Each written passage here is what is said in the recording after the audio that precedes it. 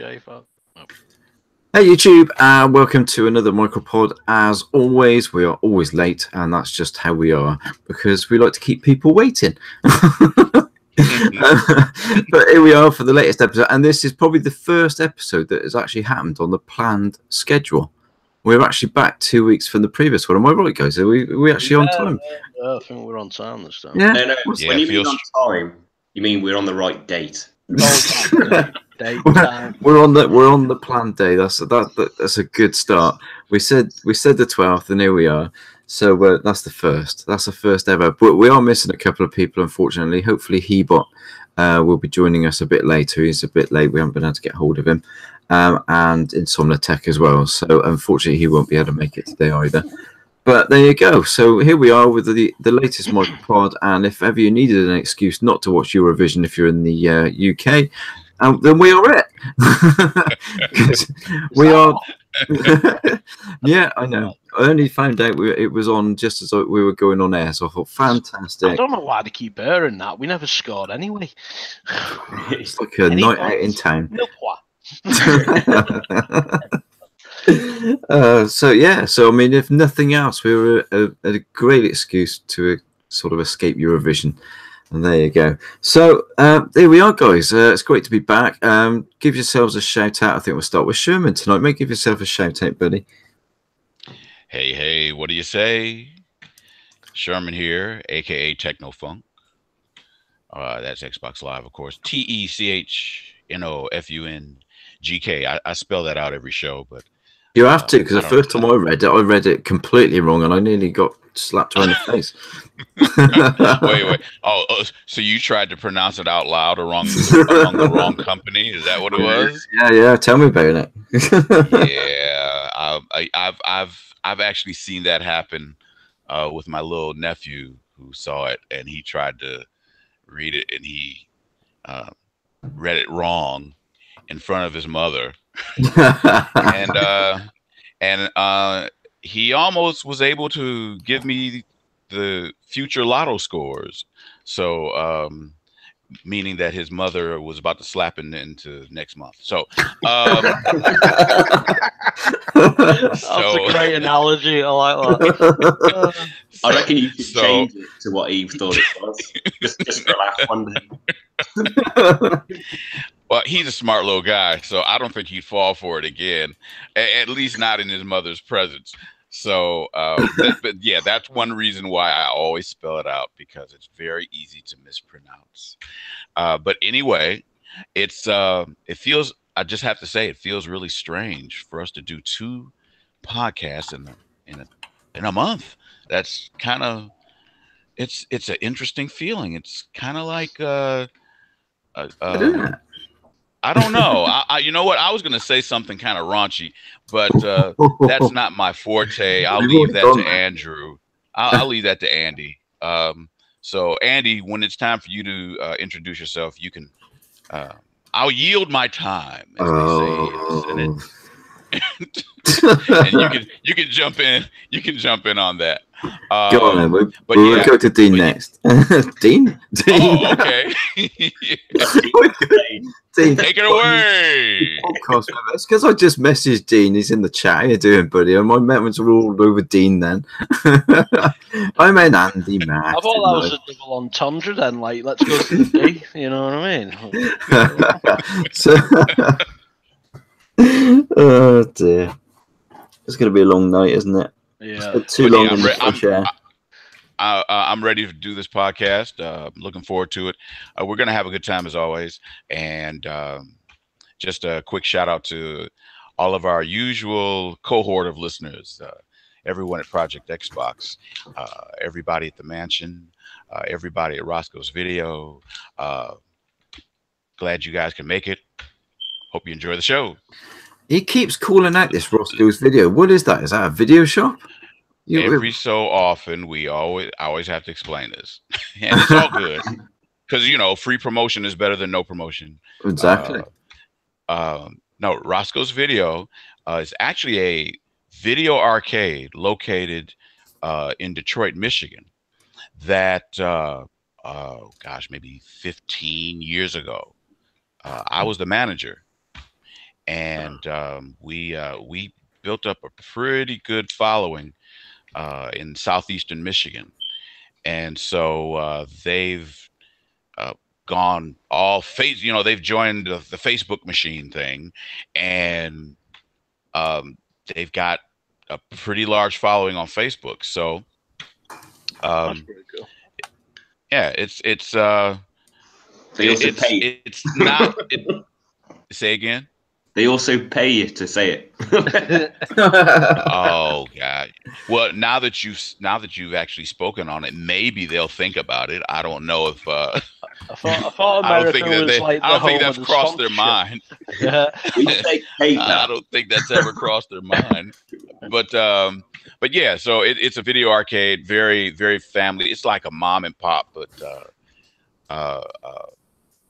really, it was the really cool hangout spot.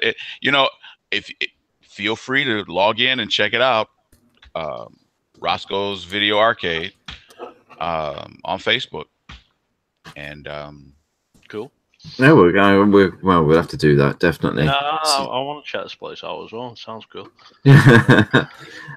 Salty's in the chat as well again tonight, so cheers for checking in, guys. Yo. We must get Salty. We'll have to see if Salty wants to come on one time. Actually, get him onto the podcast. That might be. We could ask him right now. Yeah, Salty, come on the podcast. You need to come on. Anyway, I have to stop in trying to get people from the chat into in future podcasts. That's terrible. We've got to get on with the show. Andy Mack, give yourself a shout out and give us some sauciness. Well, I'm a bit out of the sauciness tonight because I've got a hangover. And let me tell you, never go in for a lock-in and leave at 2 a.m. I woke up, you don't want to know. But hey, let's do the microbox of X's podcast. Woohoo! It's the MicroPod. God, he is pissed. Yeah. Dale, give yourself a shout out, mate. Yo, hello there, people. I'm glad everybody's tuning in. Hopefully they'll have a good time listening to us natter on.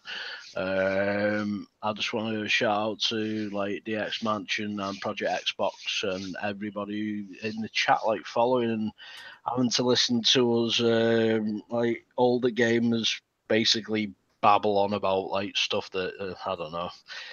Like we seem to have like quite a few viewers, and we really appreciate it. But we tend to just babble on about stuff, don't we? I don't understand. Like, yeah. We don't always get. I don't think we don't always get the live viewers because I think we have in the past not been consistent with when we go on, but we always seem to get a lot of views build up. But we have got live viewers now, so don't like demoan then. Oh like, no.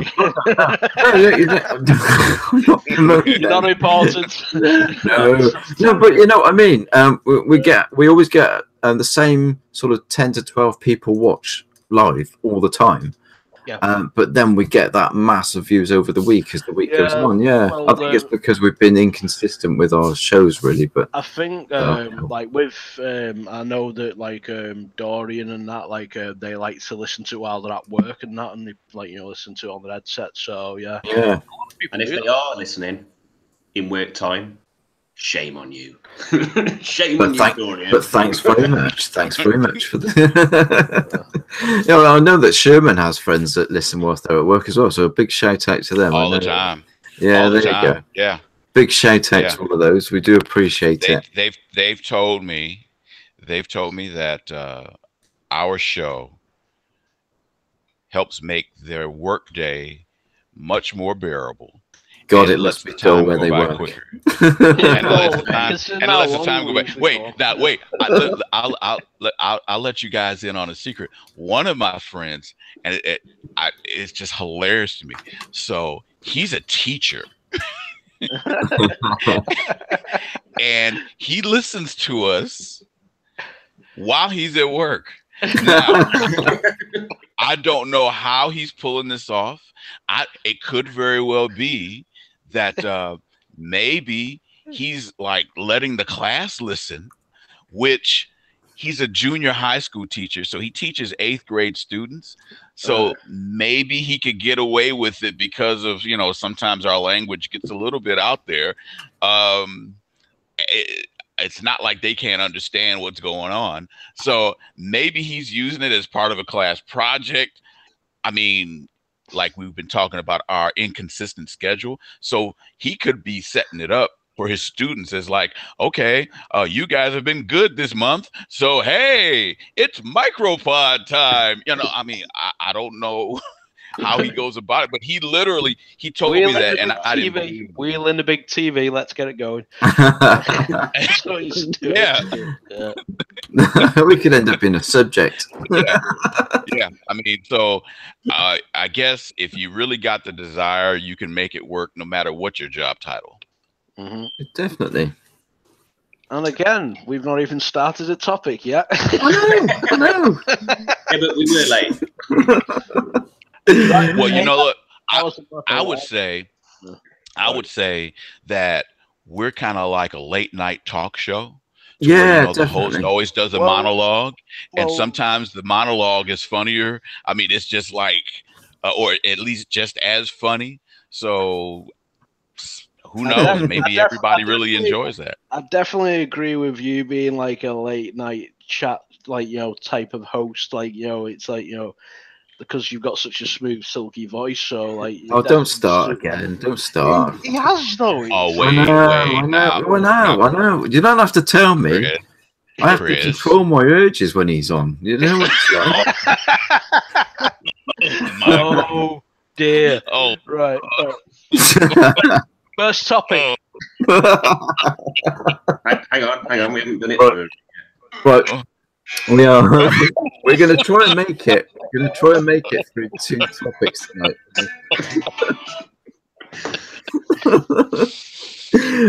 my goodness. We are going to try and make it through 2 topics tonight. We're going to see how we go, guys. Right, now, the first thing I'm going to talk about, the first thing we're going to talk about, and we are going to talk about State of Decay tonight, but the first topic we're going to talk about, though, is Fortnite and PubG. Now, the reason I want to talk about these games is because they are massive at the moment. Fortnite is huge, as is PubG. Yeah, and that's strange because it's probably the biggest game on Xbox and PlayStation at the moment, even though it's cartoon graphics. They're not photorealistic graphics, but it's still the biggest game at the moment. Now, something that I've been saying for quite some time, and I've done a video on it. I think I did a video on it last year, actually, about party chat killing in-game chat and the social side of gaming. I think party chat is an amazing tool, and when Microsoft introduced it to the Xbox, I thought, wow, that's amazing. But I think by doing that, they have killed a lot of the social aspect of gaming, because you don't get the people talking in chat anymore. I know people are saying, well, that's fantastic because I don't have to listen to that screaming bratty bastard kid anymore. But it's true. All Microbox. It sounded like you've got some built-up stress there. Yeah. But it's true, isn't it? I mean, there is that aspect, and that's probably why people use polychat so much. But because of that, it sort of killed off the social element of gaming. And that was the one thing I really loved about Xbox. The original Xbox, when they brought in, and the Xbox 360.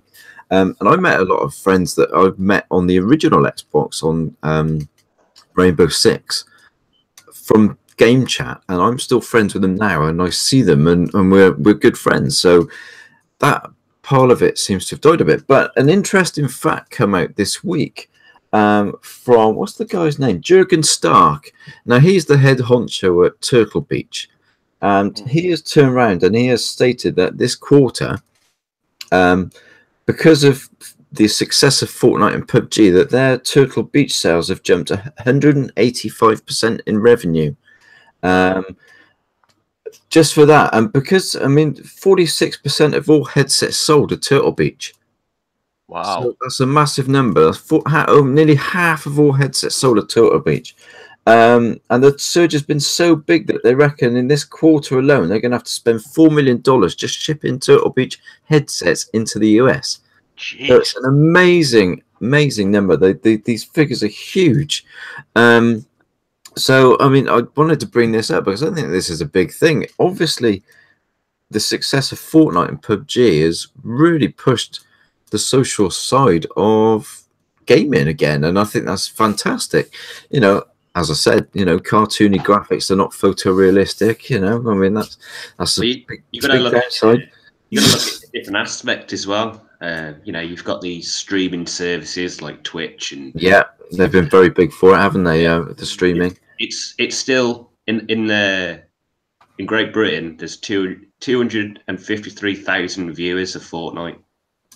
That's just on Twitch. That's crazy. That is a lot. That is a lot. I mean, what's your thoughts, guys? I'll be honest. I don't play Fortnite because I don't like that style of graphic for that style of game because I prefer PubG. So PubG is my choice of, you know, that battle royale game. So I don't play Fortnite. So I can't really make comment on it. But I think at the end of the day, I think it's fantastic news that these games are being so popular and they're being so successful, and they are pushing this social side. I mean, they are the biggest games on both platforms, I think, at the moment, aren't they? I mean, PubG and Fortnite, between the two of them, must be miles ahead of everything else. Yeah. I mean, Sherman, I mean, what's your thoughts about this? I mean, what did you play Fortnite? Did you play PubG? What do you think about the social aspect to gaming at the moment? Do you think this is good news? Well, I normally don't like answering a question with a question, at least starting off, but I'm going to make an exception this time. This question is to you. So you say you don't play Fortnite because you prefer PUBG, and a lot of people feel that way. But my question to you is, have you ever played Fortnite? I know you're a PUBG guy, but have you ever played Fortnite? I did install it and I did try it, yeah. But it was before the no, it was actually I did have one round of Battle Royale actually on it, and it's before the X update as well. So it was, but it wasn't that bothered me. It just wasn't my style of game. I mean, I don't mind that style of graphics. I mean, I'm not a photorealistic graphics guy. I don't need those sort of graphics. I still enjoy Super Lucky's Tale, and I'll enjoy Crash Bandicoot when it comes. I have nothing wrong with that. But when it comes to shooters, I do prefer a more realistic shooter, which is why if I want to do sort of the jumping around and all that sort of thing, I'll play Halo. But if I want to do a more realistic shooter, I'll go and play World War II, or I'll play Battlefield 1.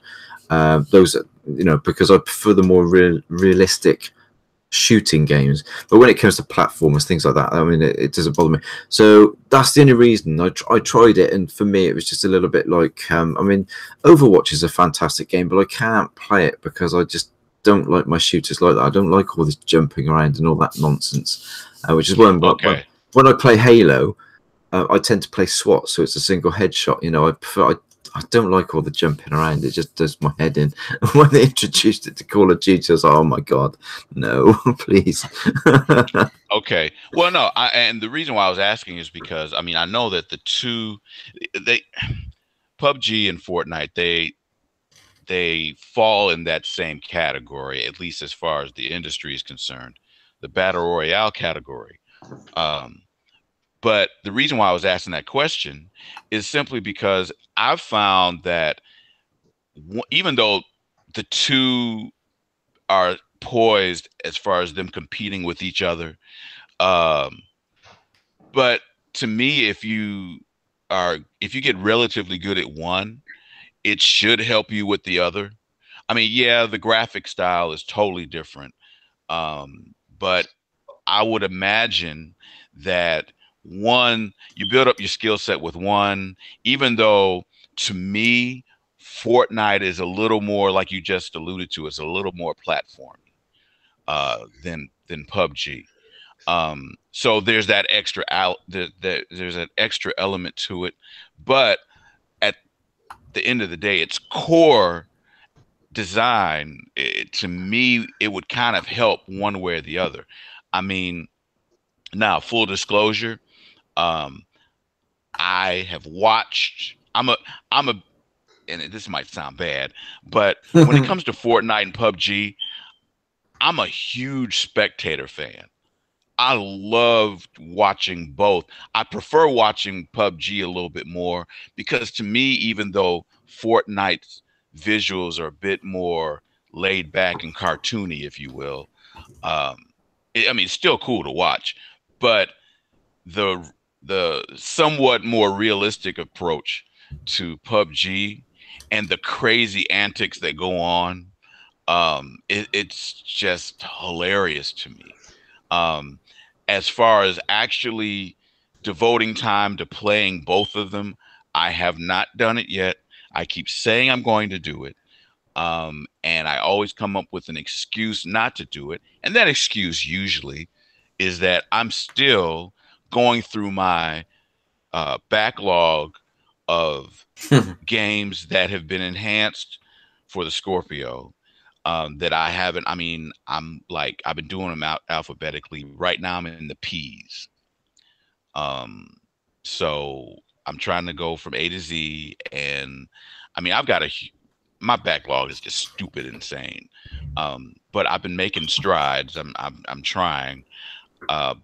Once I do that, then I say, okay, yeah, I'm gonna go ahead and download both of them and play them. And see, I know how I am. Those type of games, as often as I've watched and thoroughly had a good time, I know that once I start playing it, then I'm just gonna get sucked in. And so I've made a conscious decision not to do it yet, because as far as I'm concerned, the two games, they're not going anywhere. They're gonna be around for a while. So that's kind of my approach to either one. But I do agree with you, even from the standpoint of being a spectator. I'm not surprised at the Turtle Beach statistic. I'm not surprised at that at all. And quiet as it's kept, I would dare say that doesn't just apply to Turtle Beach. I would imagine all the headset makers are just raking in the cash because of the infiltration and the proliferation of the whole social networking that has become part of your average everyday gaming, and specifically battle royale. I personally think it's a good thing. I'm like you. I've been gaming online since the Dreamcast days, and a lot of the cats that I've made friends with, I'm still in touch with them. For the past couple of decades. So it has the ability to, well, I guess you could say, change lives as far as on a social scale, to where, I really consider them really, I mean, legitimate friends, not just gaming. That was the gateway drug, if you will. And now, we're friends legitimately. So, a few of them I've actually met face to face, and we still, how sometimes you hear about, like, oh, well, when I met him face to face, we didn't have nothing to talk about. No, that didn't happen. So I totally agree with you. I'm not surprised by Turtle Beach. I am surprised that Turtle Beach, and forgive my ignorance, but when you say they're shipping X amount of headsets here to the U.S., so Turtle Beach is a European company? Well, that's what I couldn't understand. I'm not sure. I thought it was an American company. I thought they were made in California. I really did. Now, you know what? Where the company's based. You know what? That could be. The report said that was purely for air freighting.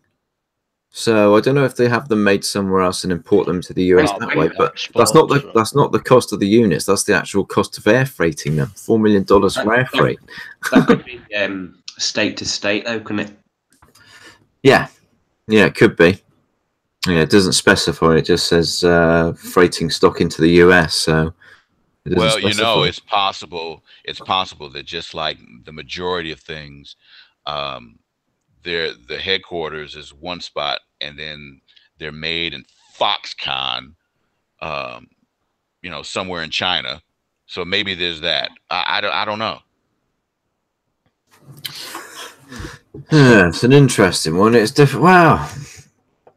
It's just, to me, I mean, I just see a push in social. So, I mean, that's a great thing. Saltis also said as well, it's causing a spike in Xbox Live memberships as well, Fortnite. So, I don't doubt that. Well, not I don't Fortnite. doubt that at I think all. it means Fortnite. Is it Fortnite? I think it means both. I think it means PUBG and Fortnite. He doesn't specify. He's saying that the quest for the month is Fortnite on Xbox. So, yeah. So no, I mean it's spiking everywhere, and it's one thing that everybody's talking about. I mean, I get asked quite a lot. I mean, even on the PC side, you know, what sort of PC do I need to play Fortnite on? So I get it from all sides. I get messages asking what they recommend, you know, or what I recommend for them to play Fortnite on. For the cost and for cheapness, I'd say Xbox every time. I mean, you can get a PC, yes, but they tend to cost more. But I mean, what's your views on it, Del? I mean, what's your thoughts on Fortnite, PUBG, Turtle Beach, and everything that's social? I mean, me personally, like I'm always usually in party chat. I'll be honest, like I gave up on game chat when like all the squeakers started, and I'm not ashamed to say that, because they just, oh man, it's like at the end of the day, like some of the games were 18, and there was like kids that are like, you know, like in like, you know, not even like, you know, got her on the nutsack yet, and they was like screaming down the mic at me, and how they just like, you know, they just done me mum, you know what I mean? I don't want to hear that. So anyway, but getting back to the point, I actually like play Fortnite, PUBG, and Paladins. I actually bought all of them like in early release as well. So like I'm like be investing, like I mean Fortnite for a long time, because like I've been waiting for that game for ages. I like them for all different reasons. I mean the first one, PUBG, for realism. It has to be realism, like that's what I prefer that for. Fortnite, just because it's a lot of fun and daft, and Paladins, like I actually just like it for the characters and stuff. So yes, indeed, yeah. Paladins is pretty cool, but Yes, yeah, I can see the spike in like social aspect because of like, you know, obviously these games, but yeah, I mean, I like all of them. It's good for gaming. It's making people like, you know, want to play together, like having fun, like that. At the end of the day, that's what it's all about. Gaming's fun. So it's interesting that I mean, certainly, obviously, we'll talk about it later on a State of Decay 2, but it's interesting that the two biggest games, one's $24.99 and the other one's free, and you know, one of the things that State of Decay 2 has been sort of crucified for is the price, and it's too cheap, and if it's this price, then it's going to be shit. You know. I'm sorry, but they're talking out of the bum. Oh yeah. Like content that's in there, you know. Yeah, I mean? As I say, it's something we'll talk about later, but it's just an interesting point that, you know, the two biggest games at the moment are sort of free or $24.99. Yeah. Exactly. I mean, I think Fortnite can owe a lot of its player base to actually being free, but that's not to take away from the game, because like they rake in a lot of coin from that because of like, actual battle passes and stuff like that, which I'm sorry to admit I bought a couple of them because I wanted some of the skins and stuff, you know what I mean? Like I'm not ashamed to admit that I bought them. Like I know which one you bought. You bought the Keanu Reeves movie, didn't you? Yeah, I knew it. I wanted the John Wick character, but I couldn't get up to level 100, so I was well gutted.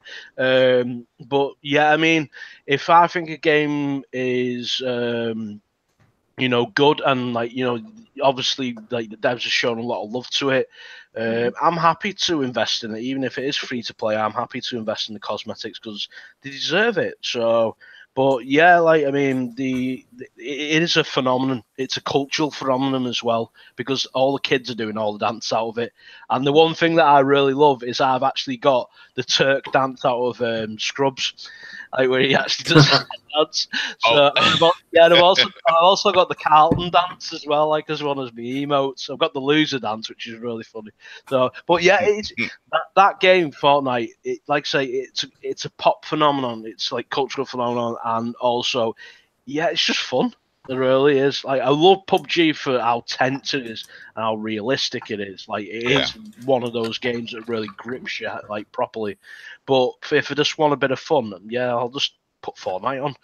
or Paladins, like say. I mean, to be honest with you, if you've not seen it since the patch, Chris, wow, Fortnite with that patch on the X, 4K and 60 frames, whoa. Yeah, I've heard it's dog danglers. It's smooth and it looks beautiful. So, well, it's like you say, different art style. So, yeah, exactly, and that's not to take away from it because I don't. You know, photorealistic graphics have got their place, and so have that style of graphics. So, I'm not like a graphics snob in that way. Yeah, No. Don't get me wrong. I do like the ultra realistic stuff, but I also like the more artistic type of style, like shell shading, like Borderlands, that type of stuff. I like that type of, because it's got its own quality. Yeah, separates it from everything else. When if everything was photorealistic, everything would look the same, and it just get too samey. So yeah, it's always good to stand out from the crowd. You don't want to follow like everybody else does. It just Exactly. boring otherwise. Need diversity. Exactly. Yep. Yeah. Go on, McKee. Dare you give out my surname on YouTube?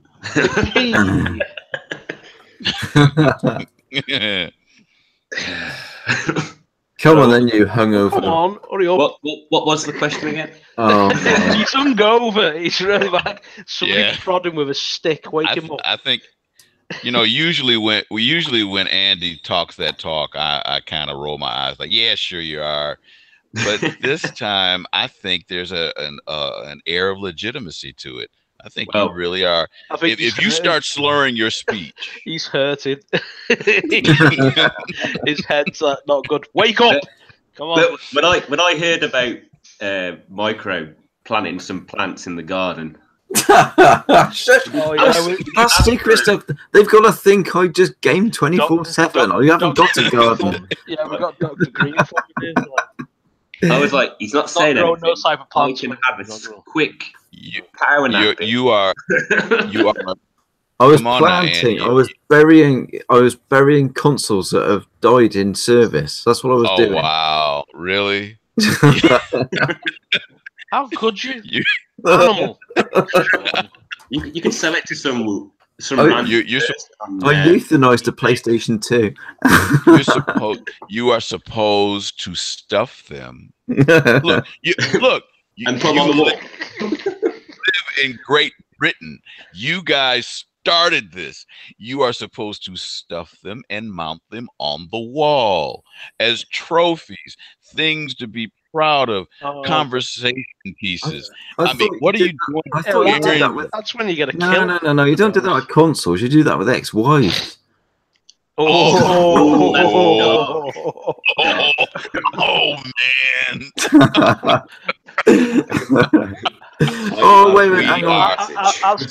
As Captain America says in the first Avengers, I understood that reference. See, no gaming's in the chat as well. Nice to see my old mate in the game chat. How you doing, buddy? Right. Anyway, Andy, you were just trying to pull your thoughts together to talk about the. Hang on, I need a little bit more of this hair of the dog action.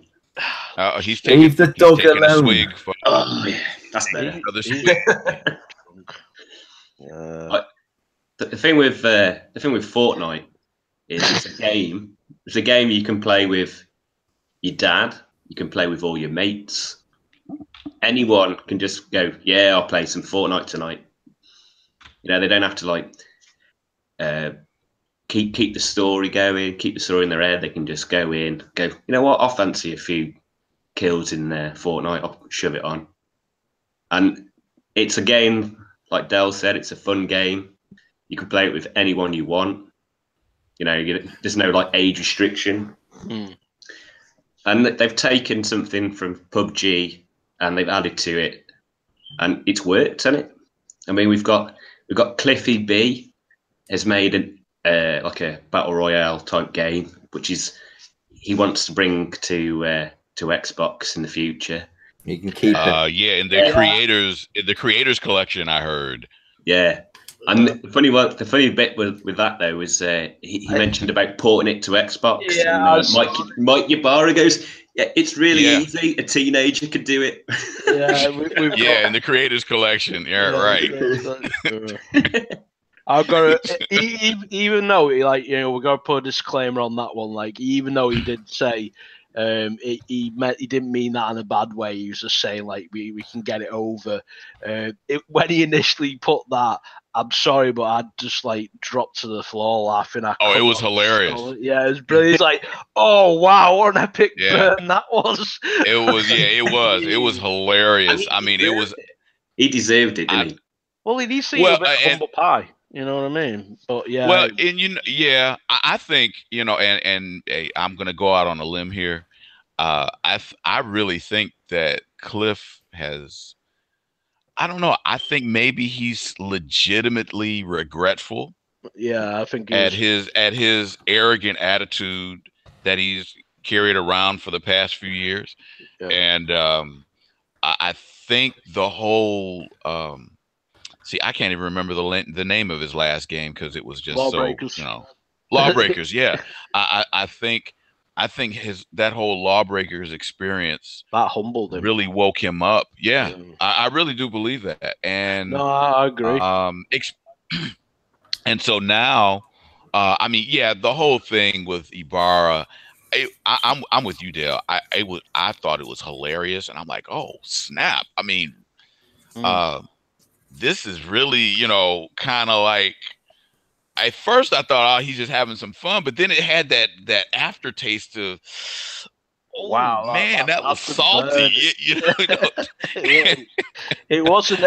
When I read it, I thought, wow, that's the most epic burn of like with this, like, because of like obviously because it was public what happened, you know what I mean, and he did show his arrogance, and it's unfortunate because, like, you know, he just felt like it was a bit like sour grapes when he left, and you know, but like you say, I do think he's been humbled by the whole entire experience of what happened, like with Lawbreaks and everything like that. I think he sort of like woke up a bit and thought, "Oh crap, you know what? Like, am I an asshole? You know what I mean?" And then, like, you know, reevaluated what his position and like. Yeah. Wow. The thing is, the damage is done. The damage is done. He shit on everybody and was dissing. Well, but you know what? And again, I'm going to go on a limb here. I think I kind of compare it to a scenario to where a guy's got this girl, right? And you know, she's treated him good, and you know, everything seemed to be great. And then the guy, you know, some other chick shows up and looks at him a certain way, and she's looking good, and like, yeah, you know, come on, you can get this if you know, and you know, forget the loyal girlfriend or wife or whatever who's been by his side, you know, from the start, and he's just like, screw her, yeah, I'm going to Chickadee over here, you know. And then in his mind, it's like, oh, yeah, this is really going to be awesome. You know, and then come to find out that the second chick wasn't even about that. And now it's like he's humbled and like, oh, will you take me back? Oh, you know, he goes back to chick number one. And now he's really genuinely sorry. And he's willing to do whatever it takes to get back in her good graces. And, you know, and now the mystery is, well, is she going to take him back? Tune in next time and find. And I think we're at that stage right now because think about it. Ibarra, his burn. Can't you imagine a woman kind of saying that to a guy, like, you know, being all sarcastic, like, well, you know, hey, a teenager can get this now. I mean, you know, or whatever. I just think that it's a bit weird. I mean, that might have been a little. That might have been going a little too far. I think I pushed the envelope with that one. But you get my point. I mean, it's kind of like, yeah. Sorry, it was there. Anyway, yeah. Going back to my time on the podcast. Oh, my bad. Right now, Andy's had his chat. Sorry, my Andy. time. We This is my always do time. this. Yeah, sorry. That's the trouble. It's the Sorry, trouble when we all get together. It's like going down the pub and we forget. Well, Andy's drinking, so yeah, that makes sense. Technically, I'm still there. All right, just Go on. Sorry, Andy. Go on, then, Mr. Matt. Continue. Continue. Continue, Andy. My bad. Sorry. Go ahead. Shh. Another thing to take note of with Fortnite is that when you've got all these games that have come out in the past and people are tweeting about them, says, "Oh my god, it's a masterpiece" and stuff like this. You're like, yeah, but Fortnite's still killing it. It's still the biggest game, the most played game, even to this day. It's the biggest game. You know, we're all looking forward to State of Decay 2 on Friday. But, you know, you got to be realistic with some of these things, that it's still not going to do as well and have the same amount of people playing it as Fortnite. Hey, don't you badmouth. You don't know that. But You don't know that. Don't you badmouth it. But we're all going to enjoy these new games exactly the same way people enjoy Fortnite. You know, there's always some comparison with stuff these days, and you know, they're comparing Xbox games to PlayStation games. And I'm like, well, Fortnite's the biggest game, so you look really stupid now.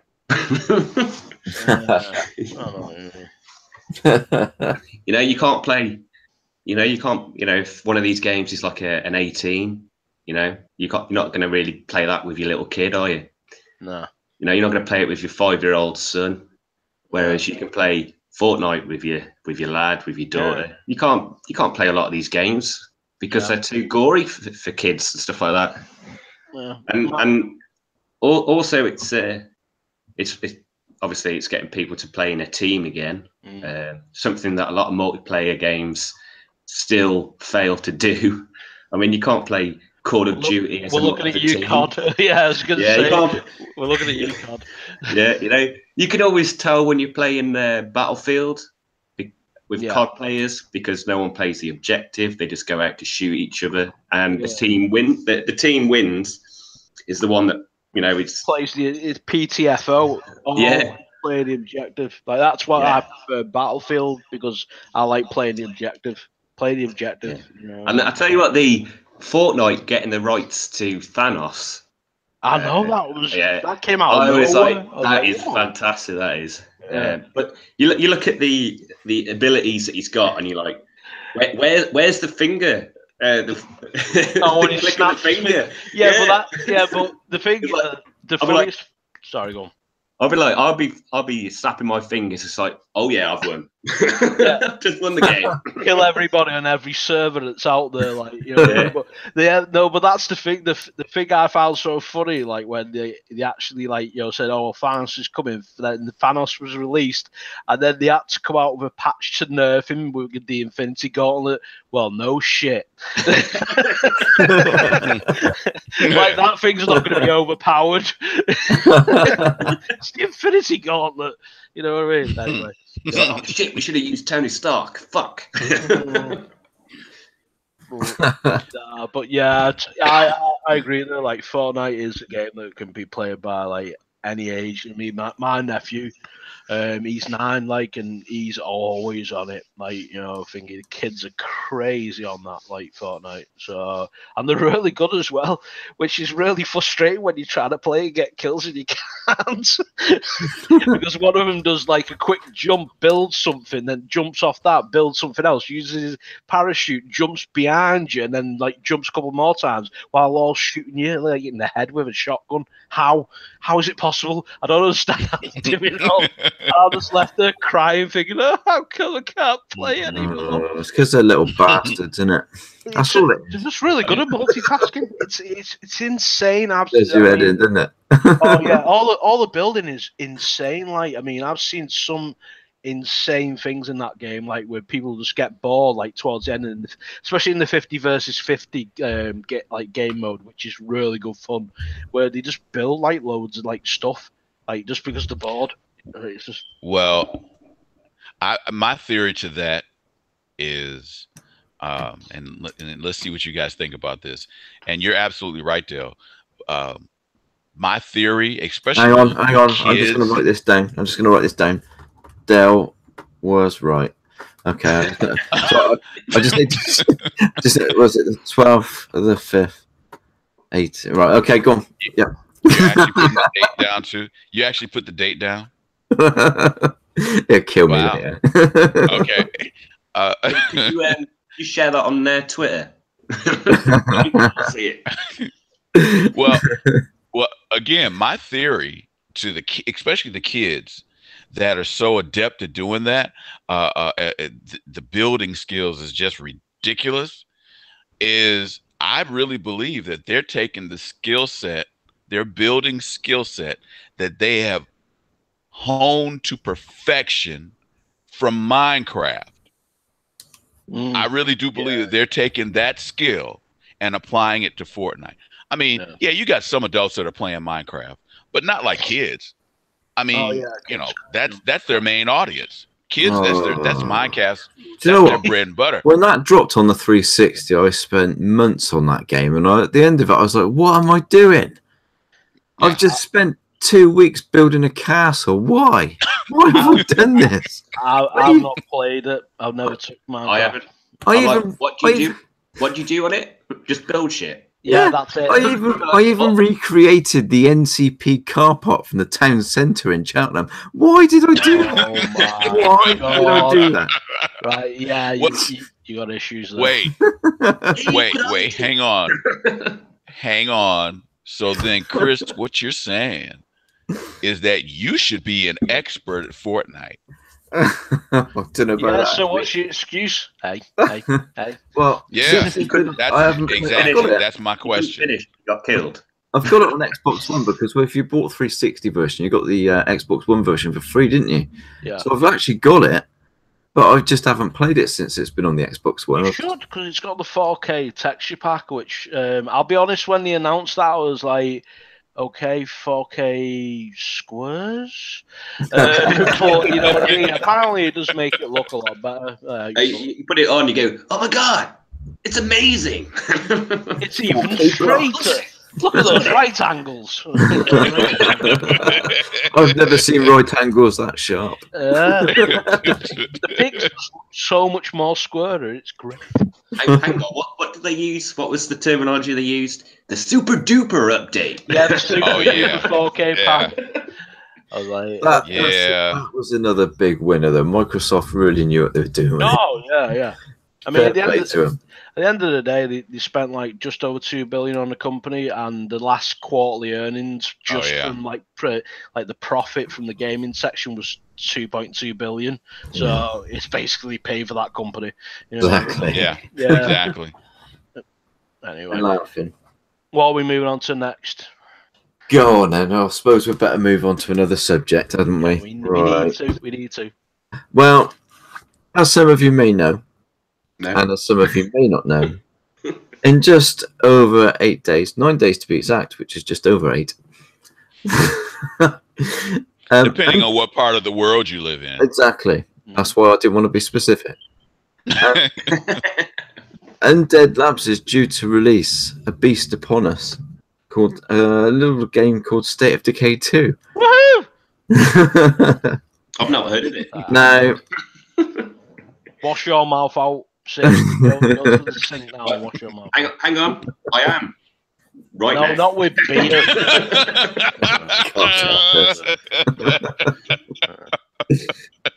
Oh my life. Oh my goodness. So we have got this new exclusive IP, State of Decay 2, dropping on the Xbox One in just over a week's time. If you got the Ultimate Edition. If you got the Ultimate Edition, you get it on the Friday. If you don't, you have to wait till the Tuesday. Which is, why would you, when it's only a $10 more or $10 exactly. more?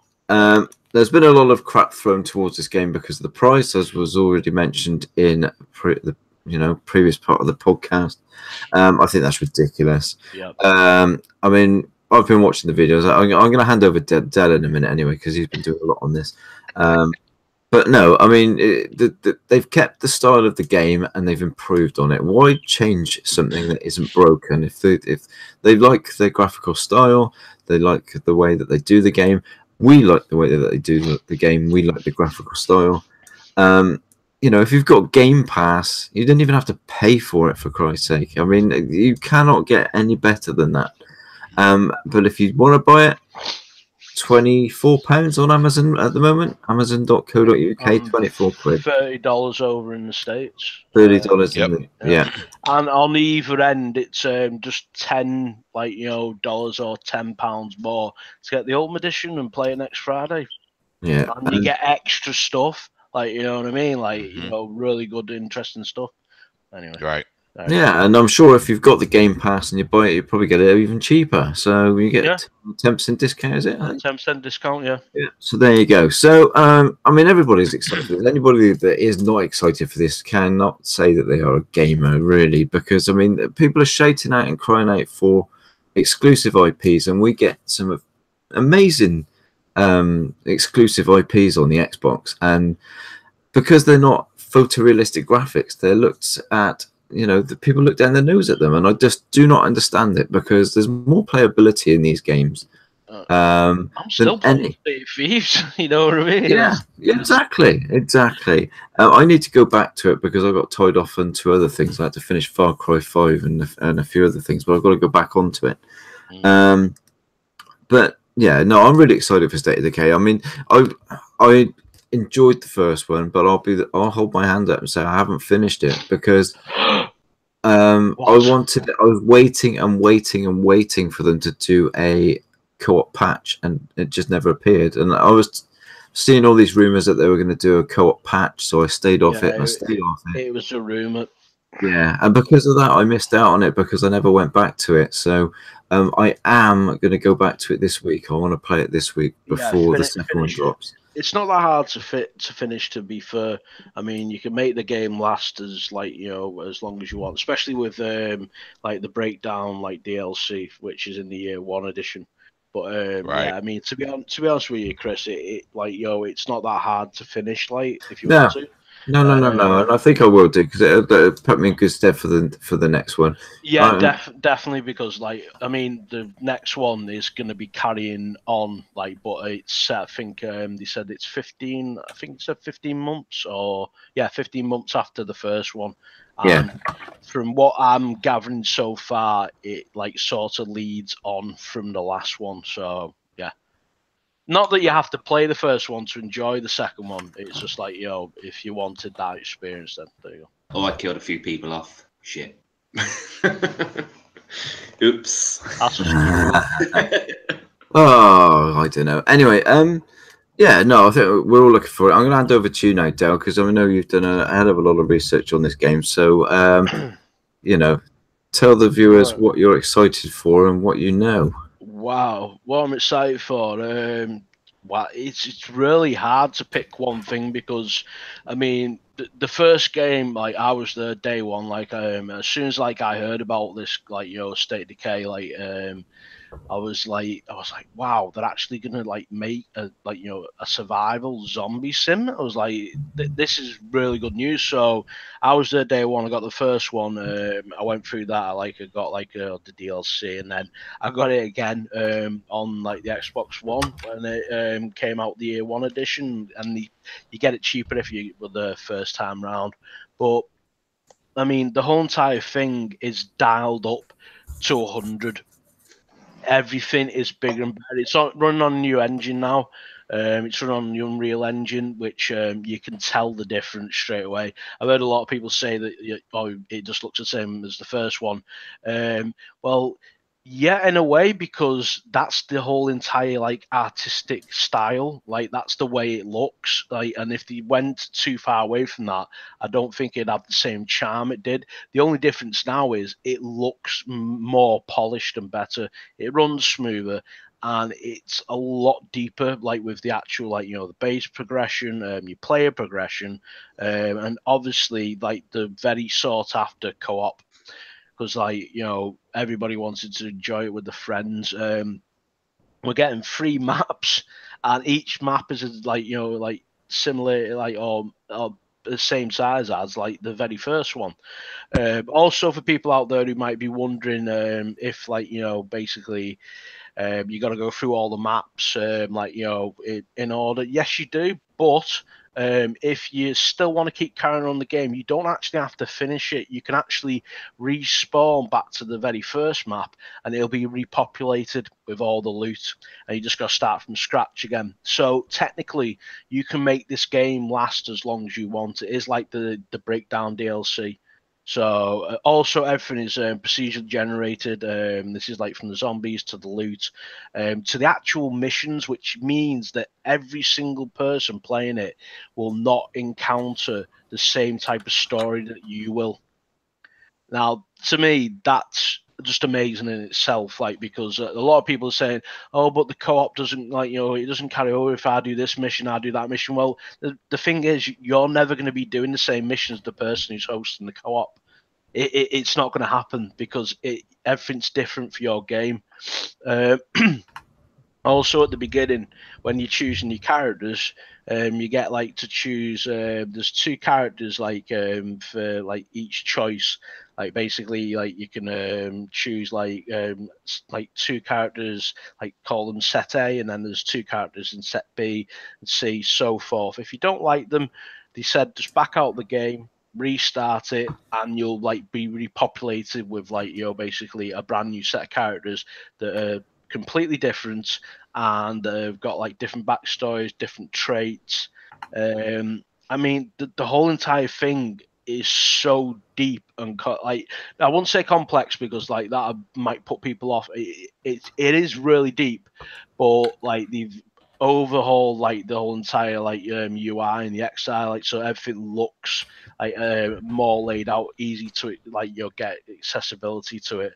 And obviously, like, with the blood plague added to it, which is an even like greater thing, like, for like, if one of your characters like gets a blood plague, you do have the chance of them turning into a zombie, unless you give them like the actual like blood plague remedy, or if you put them in your infirmary to heal. That's if they've not got to a stage where it's got past the point of building up blood plague, where they've actually got it.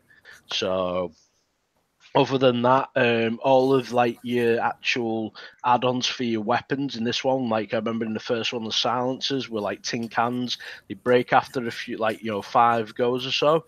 In this one now, whenever you've got a mod on your weapon, like a silencer, which is needed for, like, obviously not drawing attention to yourself, it's always going to be on your gun. It's never going to break. You do have to repair your equipment, obviously, so just keep that in mind. The juggernauts. They were a pain in the first, but you could kill them with a car. The difference now is the juggernauts can literally, like, basically flip your car. They're like a lot more powerful. The ferals are a lot more faster, which, like, they're a pain in the bum anyway. I mean, to be honest with you, I could just talk all night about it, because I'm so hyped, and like I've watched every single live stream, all the gameplay videos, I've read all the interviews, like, so yeah, just super excited. This is going to be like thingy one to watch. I think it's going to be a sleeper hit. I really do, because a lot of people who may not play the first one, who've got Game Pass, and they think, oh well, I'll give it a try. It's one of those games that, like, I mean, like the first one, it just hooks you in, because there is so much that you like to do. It's not just about killing zombies, which of course it is, but it's also about making sure your community is built up. They're happy, they've got food, they've got like medication, they've got bullets, because you're gonna have to have your watchtowers to defend your base. And when you're actually building stuff in your base as well, that like creates sound, so that can actually trigger a zombie horde towards your base. Then you've got to defend your base, and they can actually damage your base. Then you've got to repair it. So yeah, just so much to it. There's so much to this game. Like, I can't emphasize how much there is to the actual game itself. The gameplay is on point. They've improved the driving, which is great. There's no more jankiness, which was the staple of the first one. And just, yeah, it's looking fantastic. Like I say, I can't wait. I've got me Ultimate Edition ordered, and yeah, it's just gonna get. I'm gonna hammer that game so much. I'm gonna be streaming that a lot. Definitely, it's and that's what's going to help with the sales, because that's what helped the sales of Sea of Thieves. Yeah. The streaming sites. Yeah, it's a very streamable game. Even the first one, people still stream it. You know what I mean? It's just one of those games where it's fun to watch. And now with the co-op, great thing about the co-op is like when you go to your friend's game, you can help them scavenge for materials. You can help them take out plague hearts, but you can also keep all the loot from that game. And when you go back into like your game, you'll actually get influence points as well, which is what you use to spend like on taking stuff out the locker or building stuff up or calling in for like on the radio to get help, to scout out for some stuff. But also as well, when you go into your friend's base when you're playing online, like the host, you go up to the locker in their base and it's all your stuff from your base is in there. So there's no basically nicking someone's supply. You can trade as well. You can drop an item on the floor and the other person can pick it up. So yeah, just loads of possibilities. Anyway, I've talked for a long time now. So you can talk as much as you like. No, I'm looking forward to it. I've also got the early edition. So perhaps we will all of us get into it. Yeah. Yes. That would be good. Because obviously, I will technically be a bit of a newbie on it, and you'll know a little bit more than I do. So you can point me in the right direction. You for zombie bait. I knew I would be useful one day. Go check over there while you're making loads of noise, so it directs all zombies in the direction. I'll just go and grab all the good stuff. So now I've got a quick question for Dale, since he's our resident zombie specialist. Yeah. Now, to your knowledge, within the new state of Decay, when you build up your base, and now that they've added co-op, so now it'll be needless to say a community effort. To your knowledge, is it already set up in the game? And if not, to your knowledge, are they planning maybe a future feature for it to where, okay, you've got your base, you've got your community of base residents, right? You work on your base and you're doing whatever you got to do to fortify it and to build it up and to make sure that its defenses are sound against any zombies that show up, right? So do you know that if they've got it set up to where like there'll be another community, and if they want to like say try to raid your base, is that going to be a possibility to where this community of people need supplies and then they think that your base has what they need and then they try and like loot your stuff, right? And you got to fight them off? I've actually not seen that personally. There is like one of the recent videos that showed like one of the live action videos, which if none of you have seen, I do like recommend you go and watch them. They're on the Xbox YouTube channel.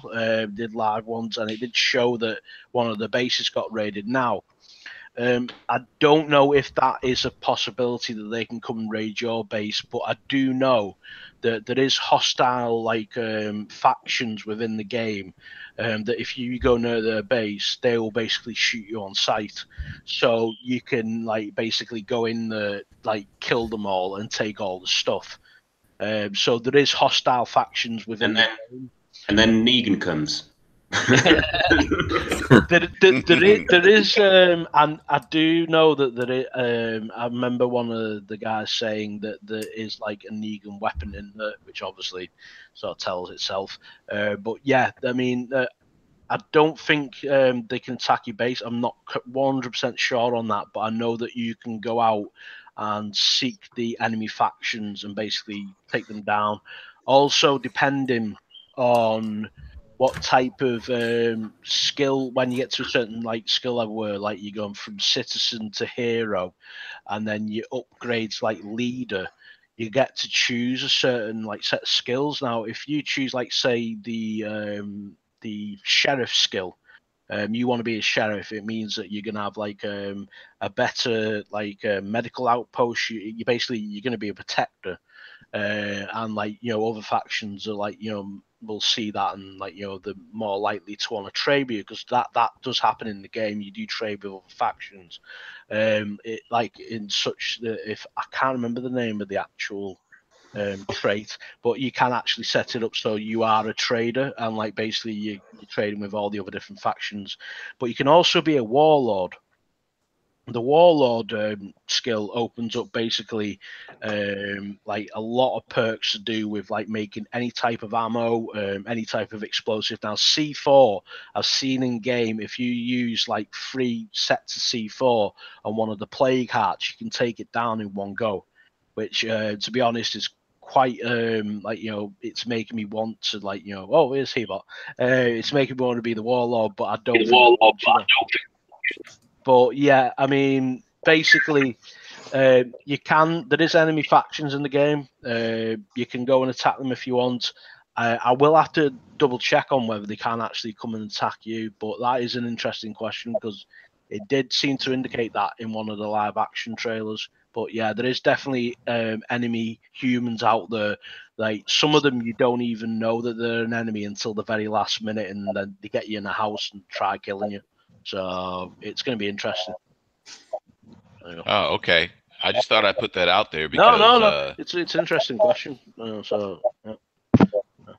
Definitely. We have a Hebot in the room. He's taken a bit longer to join us tonight than normal. But welcome to the podcast, mate. Glad you could join us. Where you been? Where you been? Hey, I don't know if can you guys hear me a little bit or no? Yeah, we can hear you fine. Yeah, I honestly, thing is, I was out with my wife, with the missus. I completely did not see that you guys have sent the link. So I basically wanted to come in and apologize, kind of touch some base and see what you guys were talking about. Maybe it's just for a little because I'm on the road again. Back on the road again. There he is. There he is. I got that song in my head straight away, though. Hey, how are you? Yeah. You have been missed. You have been missed. People have asked where you've been. I just went to my car. Camera don't work. So hey, fellas, how are you? No, my second home is in the car, basically. So what can we do? It's good. It's good to see you guys on, though. I'm glad. Yeah. It was, we were saying at the start of the podcast, it was the first time we've actually come back to do a podcast after a previous one on the date that we all actually arranged it. That's the first time for me being early was the one you did last time, and now I'm ultra late. Nobody's perfect. No, thank you, Andrew. Thank you. So talking about State of Decay, I gotta assume. Yes, we are. Yes, yeah. Sherman was just. I don't know if have you got anything else left to say about State of Decay, Sherman? Had you finished? No, actually, I'm in the same scenario as you. The first one I never finished, and so I was just saying a couple of days ago, like, yeah, let me go ahead, and I'm gonna have to, this coming week. I'm going to put aside my normal quest and just like fire up the first State of Decay and try and finish that up for the second one. Because, and Dale makes a really good point as far as like emphasizing the fact that the way it seems, you don't necessarily have to play the first one to enjoy the second one. No. But, considering the way the time frame is set up, it seems to me that you would get probably at least maybe double the enjoyment. I'm just guessing. If in fact, you play the first one, finish it up, and then just ease right into the second one, and experience just a much more enhanced, just an all new experience with the backdrop of the first one still freshly in your mind. as far as the, real quick, just as far as that whole pricing scenario, which to me is just people belly aching for the sake of being bored and having nothing else to do. You know, if they had charged the normal quote unquote full price, the $59, $60, of course, folks would be complaining because let's be honest, you got a bunch of cheap ass gamers out here who they're just gonna complain regardless. So you got that. But then when they announced the price point that it's coming out at, here in the States, it's $29.99. And I'm sure that, the folks at Xbox were probably like, oh, they're going to love this price. And then when they announced that that's what it's going to be, and you got crybabies, complain, oh, if it's only going to be $30, it's probably going to be garbage. Oh, no, remember what happened with Recore? Oh, I can't imagine they're going to go down that road again.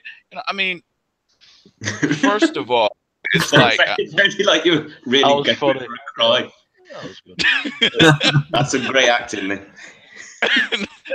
well, thank you very much. It made me cry. I've got tissues here. I'm welling up. Take a bag after that. Thank you. I'm just basing that off of people that I've actually heard bellyache about this stuff. I mean, okay, you're getting and I appreciate the guys at Microsoft trying to play it down as far as, oh, well, we're not, it's not a AAA game. When in reality, I mean, and just listening to Dell describe it, I mean, in thorough detail, it sounds to me like we're getting a AAA game at like, a really bargain price. So why would anybody... I didn't actually go into full detail as well. I was just giving you sort of the summary. Yeah, see, exactly, and I mean, just you summarizing it, I mean, it sounds to me anyway like what we're about to get has more content than half the games out here that do come out at $60. So, again, I think those same people that are crying and complaining about, oh, the quality is not going to be great because it's $30, when A, they haven't even played the game. B, I doubt very seriously if they've done their homework even half the level that Dell has done. So they're not really making an informed decision. And C, I mean, it's probably a little bit unfair to do this comparison. And I'm not doing this lightly. I'm just trying to make a point here. Fortnite is free. Yeah. And, since people are there's a certain segment complaining about the price. Fortnite is free. And I haven't heard anybody complain. Yeah. No, I totally agree. I mean, at the end of the day, the actual price point for what we're actually going to be getting. I mean, this is a game that literally you can play all year. I know I'm going to be playing it a lot. I'm going to be doing different playthroughs as well, because also as well, once you actually complete the game, which there is an ending to it, even though the missions are completely randomized, there is an actual conclusion to it, but you can play on indefinitely if you want to.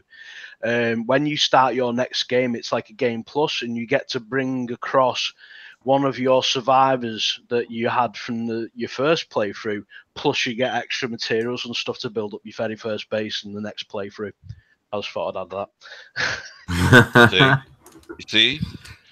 Now, that detail that he just revealed to us, so that adds more to it. Now, with the question that I put to you about 5 minutes ago, let's just say, for instance, that's not, and I'm not saying, of course, I have no way of knowing this, but let's just say if that feature that I was talking about where, okay, this community can go and attack another community, let's just say that right away isn't in the game. Yeah. Who to say that there's not going to be a future update to where it will be available in the game. So at $30, I mean, we already know that the game that we're going to get is not going to be the same game 9 times out of 10. As far as content, they're going to constantly add more stuff within, let's just say, the next 12 months. So for a $30 price point, it's more than a fair value that you're getting for the amount of money that you're putting forth. So again, I just have to fall back to my earlier statement. Fortnite is free, and you don't hear people complaining. I just don't get that. I really don't understand. It's just amazing to me. The logic, again, it's just people who don't have anything better to do. And we all know that there's a segment of the population, and the gaming population at that. There's a segment, there's a percentage that just, they are not happy unless they find the smallest detail to complain about. Yep. And in this case, it's like, oh, well, yeah, it's not $60, but it's $30, so it must not be good. Oh my goodness, what are we gonna do? He's going again. He's going again. Exactly what I mean, sorry, go on.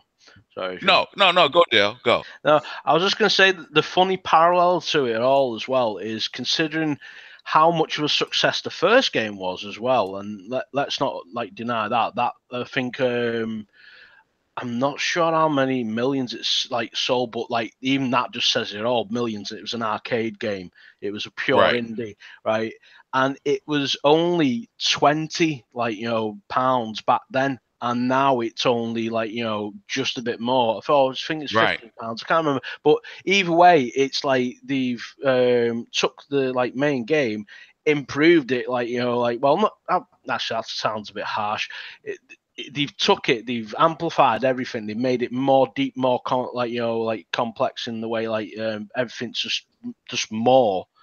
And they've just put it up by a price of a 10, a number 10 difference.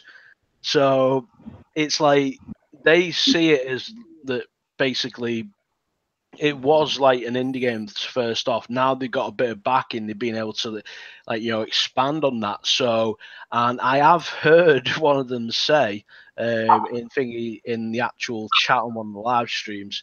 But I don't know how much truth is in this, so this is just purely speculation. Well, they said, well, what we're hoping to do with the next one, that was an actual phrase that was used. So I can see this being a hit. Like they said that the very first one they wanted to make was an MMO. They wanted to make it an open world, proper MMO zombie survival sim. They didn't do that. They went along the more linear path, which is understandable with the budget. This time they got backed by Microsoft, which is great because they had the resources there, so they've been able to put. Dell, could I add to what you're saying real quick? Yeah. Also remember, because a lot of people don't understand the actual accomplishment that they were able to achieve, because it was an Xbox Live Arcade game, right? We all know this, right?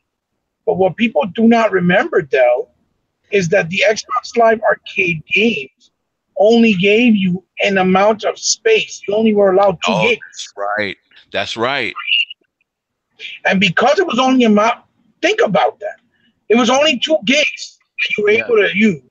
And they were managed to get a nice open world map that was pretty comparable in size, vehicle, and all the skill tree as far as making sure you built your force.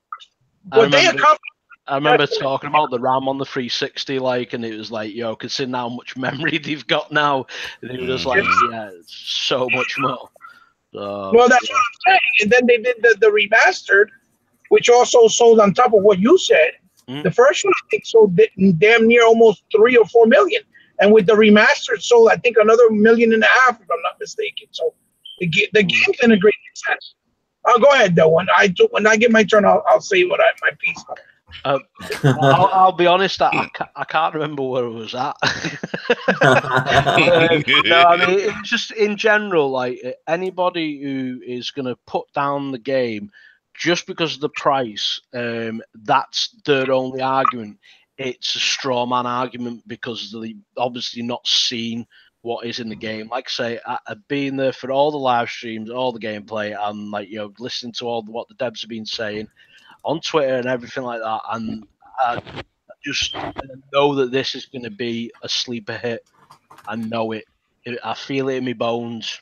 Like honestly, it's going to be one of them because at the end of the day, I'm like a huge zombie fan. They're my favorite type of horror monster. Like I absolutely love the zombie genre.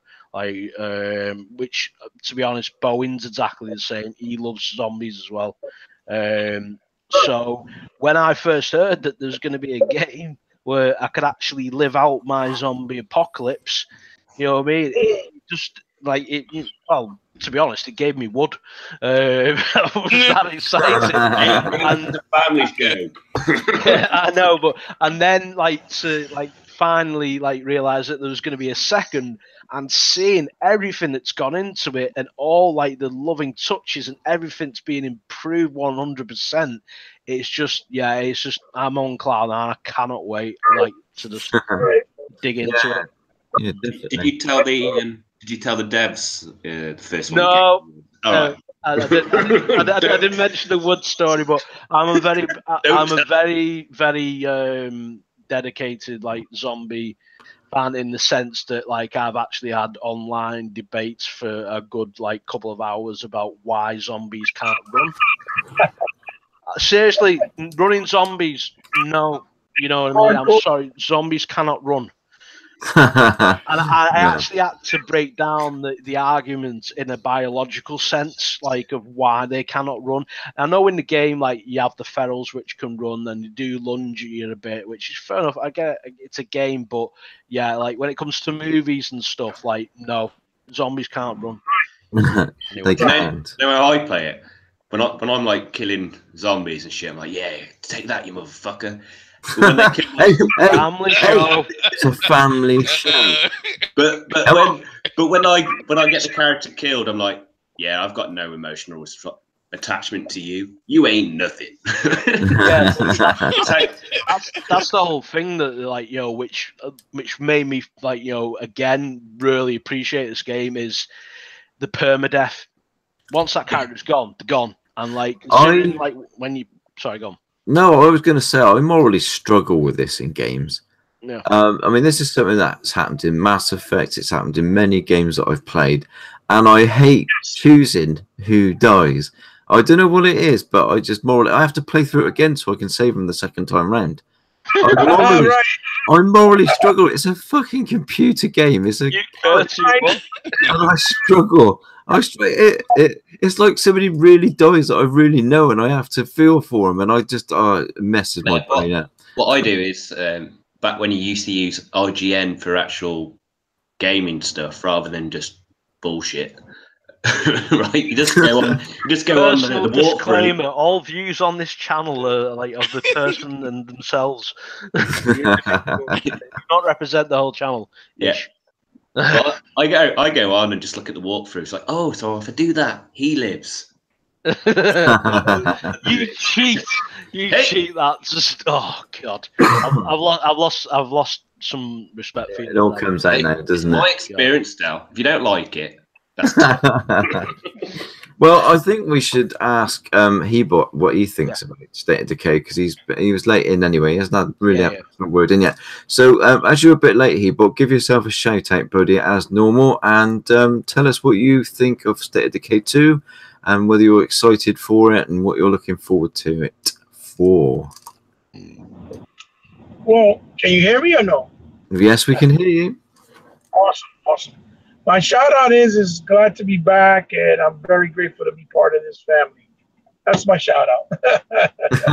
That was very muted for you. I was expected to be deafened.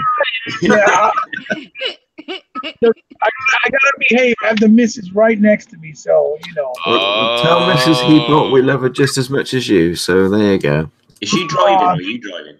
She heard very kind of you. Yes, very nice, very nice. State of Decay 2, I think it's great because it's a triumph. It's a triumph for the developer. It's obviously a triumph for Microsoft because it was a little indie game that nobody really wanted to touch at the time. And, you know, they gave them a chance. They didn't even buy the IP property from them, the intellectual property from them. They let them keep ownership. And, you know, they've still managed to establish a very good relationship. Now, State of Decay 2 with me has been a game that has been a love-hate because I've wanted to play it because it very much intrigued me. But I am so adamant to play it because of the permadeath. Because I'm the type of person that if I get attached to a character, whether the way it looks or what I've done with them so far, and I end up dying and losing that, it's going to really get me mad.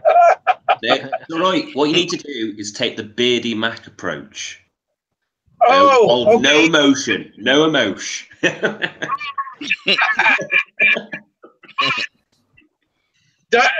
That's a great advice, actually, Beardy, to be honest with you. The privilege that I've had to have children is that I was able to see my son play the game. And the game is really good. It's really nice. It looks like a lot of fun. It's kind of intimidating because you got to do, you know, the resource thing where you got to make sure you have ration, you got to make sure you have enough, you know, bullets. So you got to manage your weaponry, and that and also your relationship with people. But when he played it, he made it seem so easy. I felt almost stupid, to be honest with you. So, but I had the privilege to see him play it. So what that did was it just increased my interest to want to play the sequel because I heard the magic word 4-player co-op. So once I heard that 4-player co-op, I'm like, look, at least I have a chance of surviving one of the three, you know, because I'm gonna play with other people, so I can hide behind them if I can. If I'm in trouble, let them die. If you're gonna hide behind them, make sure they've chosen the fat character. But you know, I'm looking forward to it because you know that co-op element. I think it's going to open up the doors to more of an audience, a whole brand new audience. We'll take a chance with it because it's more appealing because you're no longer alone in the journey, right? Quote unquote. So I think it's going to be very well received, especially because the first one already having that success. I know for sure the people that liked the first one, enjoyed it, are definitely going to go out and support the second one. Oh, but yeah, I also think we're a cult. We're a cult. That's right. So, and I think with the word of mouth, because now Microsoft has backed it up, it has more and you know, a bigger budget, a bigger team, because they even made the team bigger. I definitely think with all the added stuff that they got as well, because it's now 3 maps as opposed to 1. You got more vehicle options. You're going to have more, the elements of building up your place, you could even grow food and things like that. Yeah. For what I understand and what I was looking on when they were talking behind, you know, about the behind the scenes, I think that's going to make it a lot more, have a longer left, you know, shelf life because it's got replay value. You can go back and play it and play. You make a mistake and you keep learning from it. My son also explained to me that when you die, that character turns into a zombie, but you can go back and kill him and retain back all the equipment. It depends how they die. It depends. Yeah, if they die from the blood plague, they will come back as a zombie. If like they get say attacked by a juggernaut or a feral or just a group of zombies, they'll just be ripped apart and you'll just find like their backpack on the floor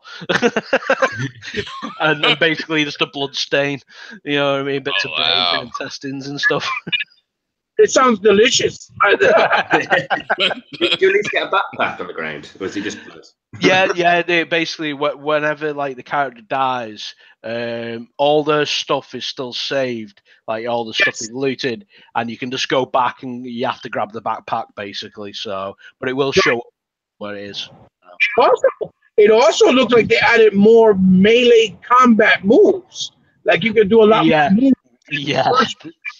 There's some, there was quite a few, like, in the first, like, well, not like an extreme lot, but there was quite a few good fun moves. But in this one, when you pick specialities, like, to certain traits, you unlock certain, like, takedowns and, like, you say, certain moves. I've got to admit, some of the actual takedown moves as well, which can just be triggered by doing melee, and getting the final hit in, depending where the zombie is, will be different. So, like, when they're on the floor, then, like, let's say you've got, like, a hammer, you use, like, the handle of the hammer to push down on the skull and crush the skull. Drop kick a zombie. He just drop kicked him. I was like, oh, WWE style. It was amazing. I thought it was funny. Yeah. There's quite a few. I want to do that kick that's in the Karate Kid with Jackie Chan move at the end. Jackie Chan's not a kid. In the new one. Oh, right, yeah, sorry. With Will Smith's son. Just like that backflip kick. Just be funny. What was funny was when he drop kicked the zombie, his head came right off, if I'm not mistaken. Yeah, there's in the new one they concentrated on the dismemberment side of things, and also when you're actually shooting the zombies. I've seen one like guy who was actually playing, like, he did a clip, and he shot the zombie. It was dead. It was on the floor, and he decided to, like, open up a magazine on the zombie's, like, corpse, and, like, basically blew away most of its stomach, so you could see all the insides. So it looks like the yeah, for sure. Yeah, there's a lot more detail in there. So yeah, that's why I said when people are like, oh, it doesn't look like it's better than the first one. I'm like, are you crazy? Like, did you see the first one? It looks a lot more better. It looks like they added a lot as far as detail, the how much more detail there is in the graphics, in the levels, in the world, in the maps, the 4-player core element, the weaponry, everything. So I'm excited for the game. I'm definitely, especially if I get a chance to play with guys like yourselves. You guys, help me out, walk me through it. Beardy, I know would do it. I know the boy will do it for sure. Only if Sherman, I can find you, though. Yeah, I know. Finding me is like find a needle in the haystack. I'm pretty sure. So I'm looking forward to it. But to touch on the base of what you were talking with Sherman a little earlier when I jumped in about the pricing. I think the pricing issue is a lot of things that come to play. First and foremost, I think nobody can really use that metric of, since it's budgetary price game, that means it's low quality, because Hellblade proved that is not true. Yeah. And nobody said that when it came to Hellblade, and that's only really a single player experience, not a co-op experience. So they're totally different games, obviously, but Hellblade proved that mentality that we all were grown to know since we started gaming so many years back, because we always saw that when the game was cheaper, it was because it was smaller, not really a lot of money involved, and it was of a lower quality. But I don't think that applies anymore to this day and age, because like Sherman so eloquently put it, Fortnite is a free-to-play, and it doesn't look cheap at all, and they're making money just out of selling cosmetics, right? So it just proves that it's not about, and even something like Warframe, right? So that the budgetary thing, I think, is just we got to throw that out the window. That doesn't no longer exist, not anymore, anyway. But I also do think that one of the reasoning behind Microsoft saying, you know what, let's make it a little bit more expensive, right? But let's not make it a $60 game, because I really, truly, and honestly feel and believe that Microsoft realized after last year, with all the backlash when they said that they were going to delay Crackdown or push it back, and that they said CFP is coming out early this year and State of Decay was also delayed to this year, they realized that the media tainted all these games already, and the haters and the trolls, even the Xbox guys that don't really have faith in their brand. They say they're Xbox, but really don't have faith in their brand. And because they realize that this has already been basically the perception of these games, they figured, well, let's put on Game Pass and let's charge accordingly based on the games to give them the option and the freedom. So either way, whether they're on the fence of buying the game at full price or not, they'll have the option to try it. And if they like it, once they see how good the product is, they'll take that jump and take the chance and the risk and go buy the game physically as well, or digitally to actually own the game or the license for the game. And I think that's where that whole mentality came from, about them putting game on Game Pass. And so, which is also great because it's fan service like no other at this point. Sony's not going to do that. They're going to put their first-party titles day on a service where you just pay $10 for, and neither is Nintendo. They're not going to do that type of move. But Microsoft, being in the position that they're in, obviously that they have money, almost $1 trillion company, I think they have more of that flexibility, and they can take those chances. Plus, they've seen the numbers that they're getting back. I mean, the last quarter, $2.23 billion in just 3 months. It speaks for itself. That's an astronomical amount of money in just 3 months. That's crazy. So I definitely think that it's a good move. It's a power move because I think they believe enough on the product that when the people will play it, whether it's through the service or not, once they do, they'll see that it's worth it and they'll go out and buy the game anyway. So give me a second, guys. Fill it up. It's cash. Yes. Yeah. I had to do that. It's throwing that little comedy. It can't be about time without comedy in there. So I think that's going to definitely bring a broader audience, a bigger audience. And I think that, like Deploy said, and I think like most of you guys in the panel probably feel wholeheartedly, I think the game is going to be an absolute success. We saw what happened with CFDs when everybody was just, doom and gloom and dreadful about, it's not going to be so well, it's a niche title, it's this and that, because State of Decay already got an awareness, it got an audience. It's already got success on its belt. So now it's just more room for it to be even bigger and have more success, which I absolutely think, without a shadow of a doubt, that it is, because of the co-op and because it's a bigger game. And now people are interested, and people that didn't get the first one are more curious. Remember, this game was a game that was really buggy, and even though it was buggy, the people that played it always said, I love the game. I don't know what it is, I don't know why, but even though it's buggy, it's a lot of fun and it plays well.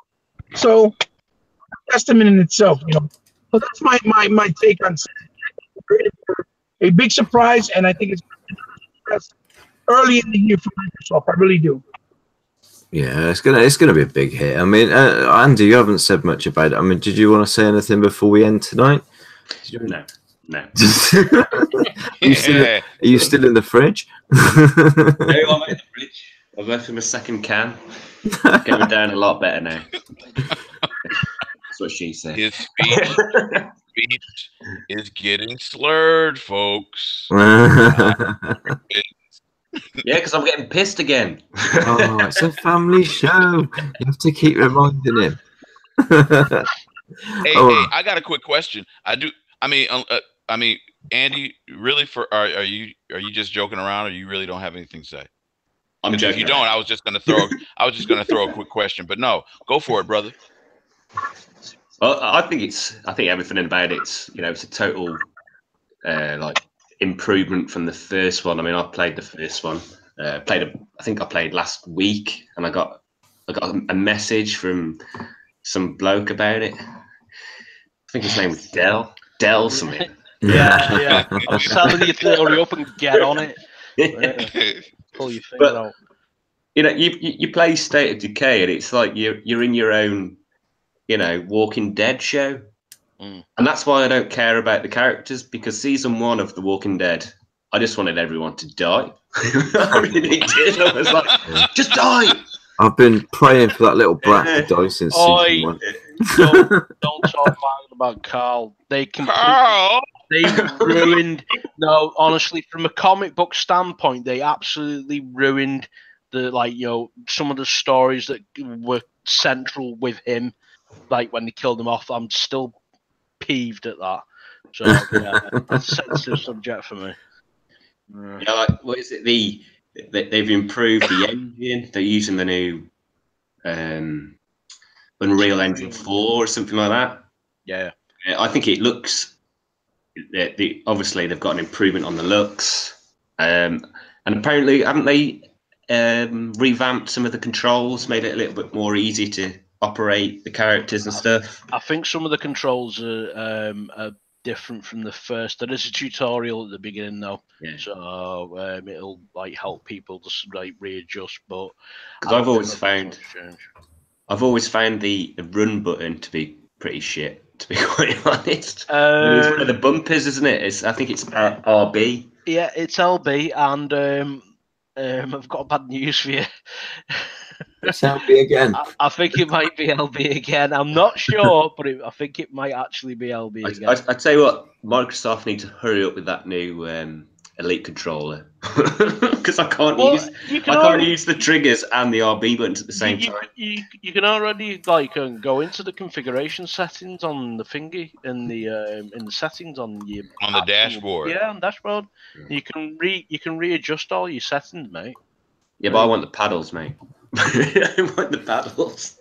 He wants to go back to the Atari. You're Pong. Do you not do the paddles on thingy on the? Yeah, you can do the paddles on the dashboard. That's what I thought. If you got the Elite, if you got the Elite. Oh, you don't? No, I traded it in ready for the new one. Because some of the joysticks are coming loose a bit as well. I don't know. No sympathy for you. No sympathy. No. Your own fault. You're only jealous because I'm wearing a Stormtrooper hat on my picture. Nice picture, by the way. Are you joking? Really? That's me. That's me in the picture. It doesn't matter. I've got Uncle Frank, the Punisher. He's badass. He killed more Stormtroopers than the whole entire Rebel Alliance combined. But my picture is actually me. And I've got my Punisher tattoo on my arm. So yeah, but it's not. That's not permanent, is it? You can take that off. I can't take this off. I show my loyalty. But Andy, I mean, seriously, I'll take your word for it. That is you. I'm looking at it right now. I'll take your word for it. Oh, it's definitely him. But see, but here's the thing. The only way that he could really verify without a doubt that it's him is if we could see his beard hanging out the bottom of the helmet. I was gonna say maybe it's Kane with the little napkin thing underneath it, like a proper hobo. But yeah, that'll work too. You wait until I share the next picture in the Facebook chat. you'll absolutely piss yourself laughing. Oh Jesus. Okay, so now let me. I'm looking forward to it. It's going to be a fun game. Cool. Let me ask this quick question. Yeah, sure. Go ahead, mate. And I address this to Dale because again, he's our State of Decay expert. To your knowledge, is State of Decay 2 going to ship with the 4K patch included? Yeah. I mean, on the Xbox One X, the version that you download will be the 4K version, so you will get all the extra enhancements. It is definitely 4K. Now, this is the bit where take it with a grain of salt because I saw it actually running at 4K 60, and they did say it was on the Xbox One X. Now, they haven't mentioned the frame frame rate yet, but even if it's 30, it's fine. But it is definitely going to be 4K. So yeah, that's a good thing, the point that you mentioned, because I wasn't sure, because I noticed that too, that it was running in 60 frames. Yeah, and they said it was running in max, but I wasn't sure if it was going to be 4K.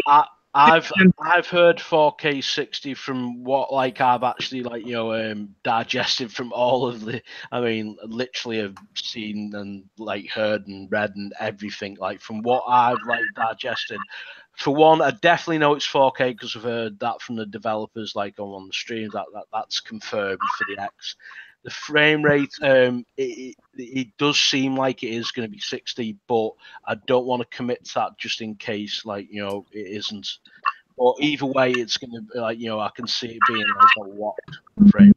It might be possible because the maps are big, but they're not massive, and there's 3 different ones. So if they load them up individually, separate, then I think it is possible. You know what I mean? Yeah, the whole entire thing is even though obviously the maps do have the obvious set points on your base, etc. Anything that you scan out, everything is procedurally generated. So the zombies, the loot, and everything. So that's cool. With the amount of power that the actual X has,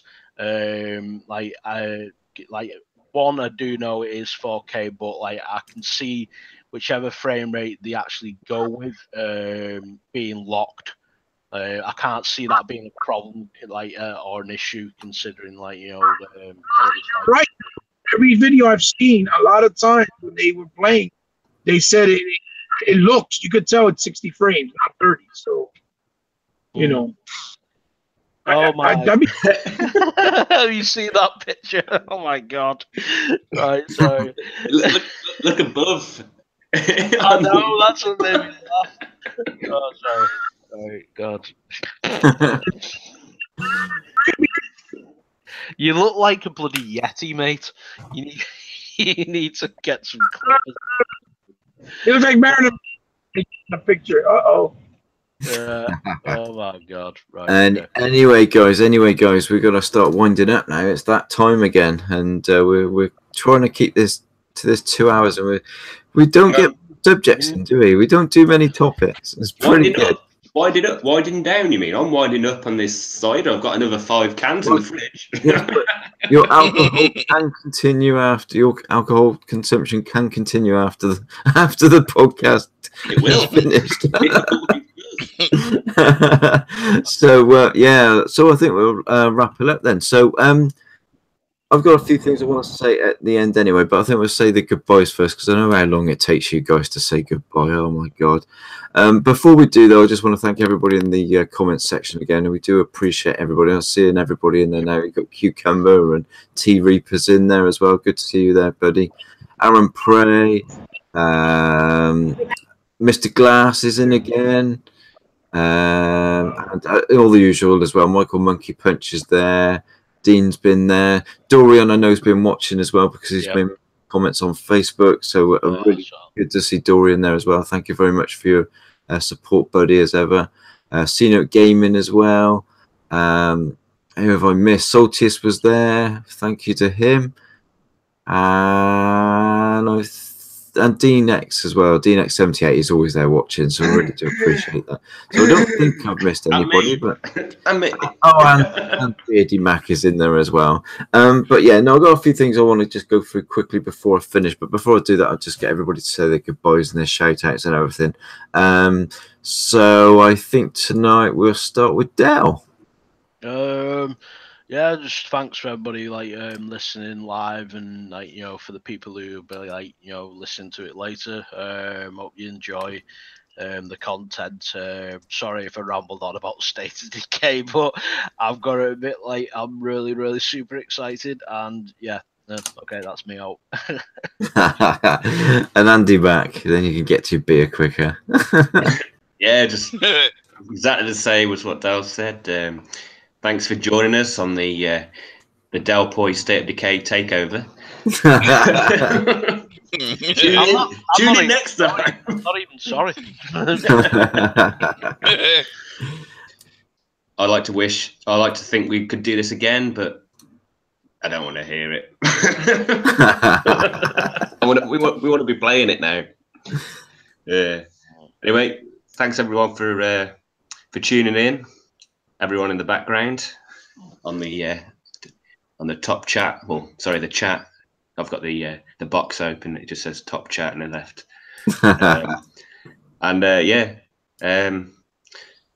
Goodbye. See you next episode. That sounded more dramatic than it really was. Like, it felt... Look, it's kicking in. I've only had one meal today. I've only had a pizza.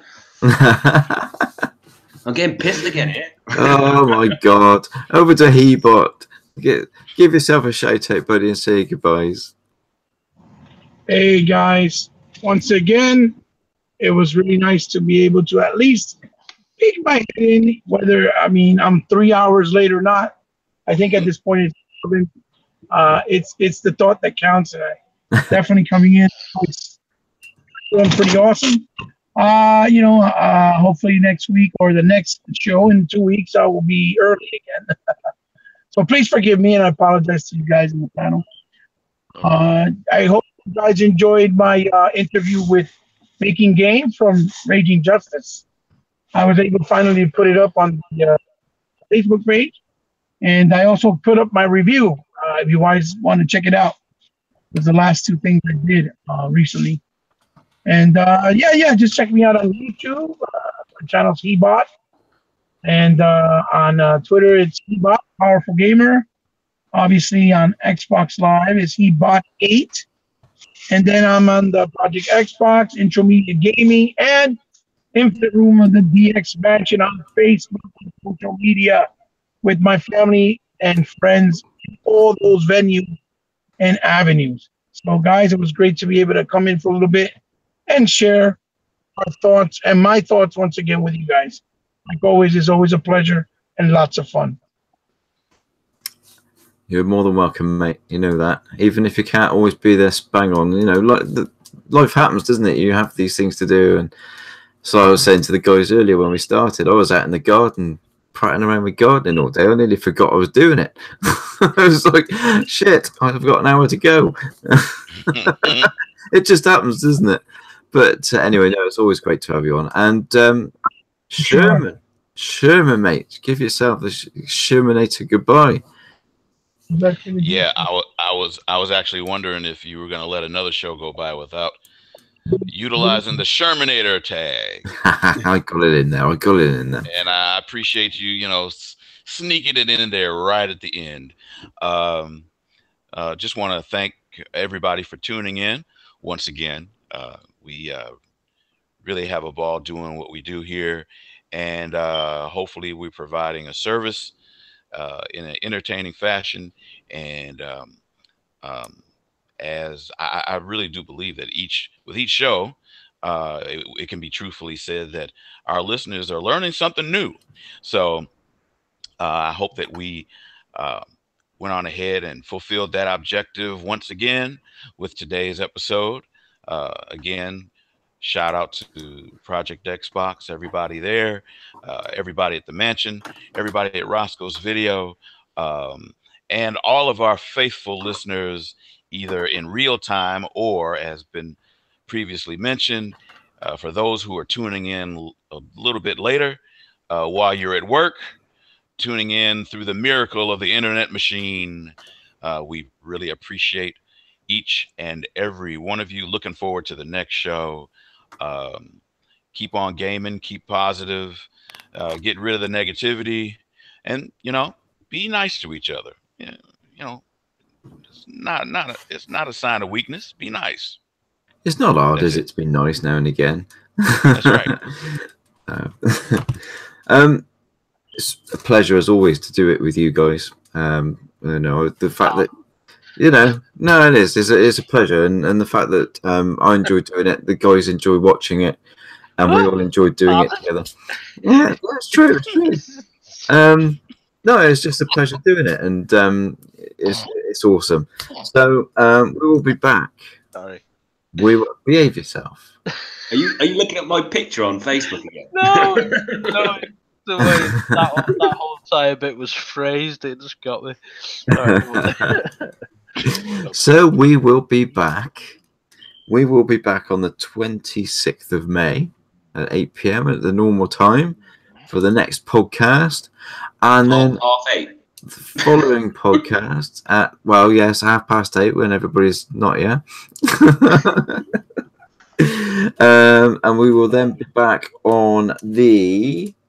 I just had it here. What have I done with it? I wrote it down. So we're back on the 26th of May. And then we'll be back on the 9th. Oh, 26. Wait, 26? You just said the 28th. 26th of May. 26th of May, we're back for the next podcast. The 26th, mate, I've just thought Champions League final, Liverpool. Well, we can do it, you know. No, you honestly, yeah, Champions League final. I'm sorry. Oh, my God. Okay, so we will be back now on the 2nd of June. No, don't. I mean, don't just carry on. It's like without me. Like I'm just gonna. Sorry, but Carry on without you. It's me football. Like it's Liverpool versus Real Madrid. You're a disgrace to Frank. You're a disgrace to Frank. You are. Oh, I don't know. It's disgraceful. Okay, well, we'll be back for the 26th of May then. Our next podcast after that will be the 9th of June, which will be our E3 special. That is a definite. So that's it. Yeah, E3, 12th of June. We're really excited for that. So we're going to have a podcast dedicated to E3. That's on the 9th. And that is it. Just want to give a quick shout out to Project Xbox and the DX Mansion. Great groups on Facebook if you're into Xbox. Those are the groups to be in. And I also want to give a shout out also to Bug Studio as well. They've just released their deep space platformer through the indie Xbox studios. A really fun game, really good game, and they were very kind enough to give me a copy for free as well. I can't believe it. So a big shout out to those guys. I'll be putting some footage up on the channel later this week of that game, but really good shooty platformer arcade game with unlimited levels. It just never ends. So there you go. Big shout out to them. So that's it, guys. We have done another podcast for another week, and we will be back in a fortnight. I'll still work on Dell to see if I can get him on. Hey, I'm sorry, but like at the end of the day, I'm Scouse. Like, you know, I mean, football comes before anything when it comes down to it. Like, you know, I'm really sorry. It's Champions League. We'll have to replace him. We'll have to replace him that night. We've won it 5 times. We're the most successful club in England at winning the Champions League. If we win this a 6th time, I'm going to run around the street naked. So, my God! You have to get out before you can do that, Del. Oh yeah, that's a good point. You just be running around your downstairs. Oh yeah, actually, yeah, that's a good point. Run around the front room with your pants down, top of your head, you'll be all right. Either way, it's a Champions League final, and I can't miss it. So yeah, unfortunately, going to be a man down. But hopefully, we can get Intramedia. Hopefully, he's not working. Yeah, I hope to get Intramedia, and I may get another guest on as well for that show as well. There you go. So get salty. Yeah, we should get Mr. Boomstick on, because Hebot was on his show on the Dazcast with him the other day. Good point. I watched, and he's got a new podcast on every Friday morning, and I think he's a great guy. I mean, he's a, you know, he represents how gamers should be on both platforms, and he believes in the media bias. So don't we all? You did notice, I would like to also mention as well, you did notice tonight that we made a point of not dedicating this podcast to the price hike in the Game Pass, which has been blown out of all proportion over the last week, and has been covered by many podcasts unnecessarily, and we didn't do it because we don't do negativity in the Xbox. Well, we didn't do it, but you just did. No, we didn't, because we didn't talk about it because, one, that's irony. Anybody on the panel. We don't live in any of those countries where the price hike has gone up. So you don't need to worry about it. And the price hike does bring it in line with everywhere else. So it's With just everyone a dead else. subject. Yeah, it's a dead subject and something that Exactly. I don't understand. So there you go. We've covered that now. That's three topics. Right then, guys, it's been an absolute pleasure, and we will see you in 2 weeks' time. Minus Dell, unfortunately, but we may have another guest on in his stead. I just hope he's not better, because that's a good problem. I hope they win, Dell. I really do. I hope it's worth it. Missed it. All right, then, guys, thanks for watching. We do appreciate it, and we'll see you next time. Bye-bye. Guys. Bye-bye. Peace. So